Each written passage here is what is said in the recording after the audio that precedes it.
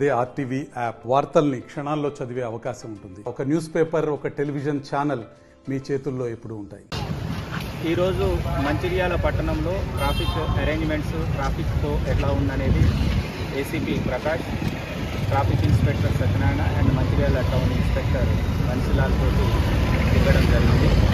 మంచిర్యాల పట్టణము నగరంగా అభివృద్ధి చెందుతుంది.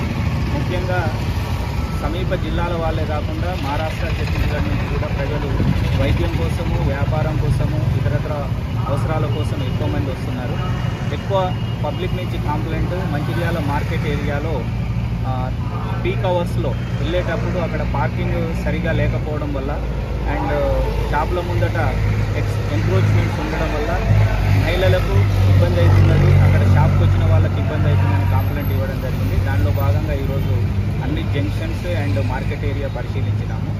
ఈరోజు మార్కెట్లో ఉన్న షాప్ ఓనర్స్ అండ్ జంక్షన్స్లో ఉన్న వాళ్లకు మంచిర్యాల పట్టణంలో ఉన్న కమర్షియల్ నోటీసులు కూడా ఇస్తున్నాము. వాళ్ళ యొక్క షాప్ ఏరియా ఏదైతే ఉంటే అంతవరకే పెట్టుకోవాలి, కానీ ముందుకు ఇంకొక 10 ఫీట్లు ఎక్స్టెన్షన్ చేసి ఉన్నాయి కనిపిస్తున్నాయి. తర్వాత ఇంకా ముందుకు కొంతమంది రెంట్స్ టైప్లో 5,000, 10,000 షాప్స్కి ఇవ్వడము, దానికి కస్టమర్ వచ్చిన వాళ్ళు రోడ్డు మీద వెహికల్ పెట్టడంతో బాగా ఇబ్బందిగా ఉన్నది.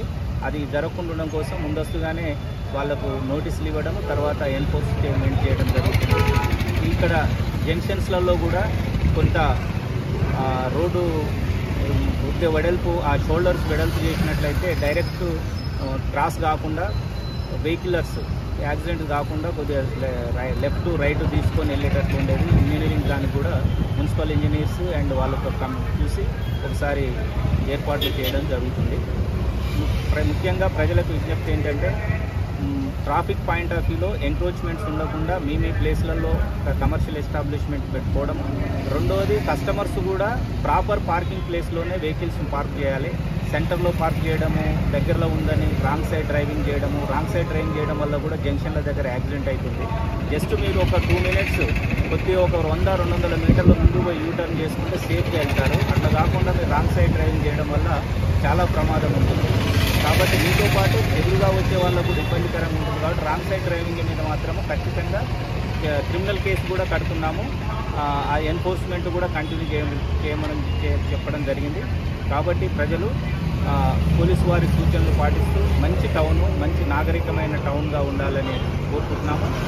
ఆటో వాళ్ళకి కూడా బస్టాండ్ ఏరియాలోను అండ్ జంక్షన్ల దగ్గర ఆటో యూనియన్స్ వాళ్ళు కూడా దాదాపు 21 ఆటో. మరిన్ని వీడియోస్ కోసం ఛానల్ ని సబ్స్క్రైబ్ చేయండి. లేటెస్ట్ అప్డేట్స్ కోసం వాట్సాప్ ఛానల్ ని ఫాలో చేయండి అండ్ లింక్ డిస్క్రిప్షన్ లో ఉంది.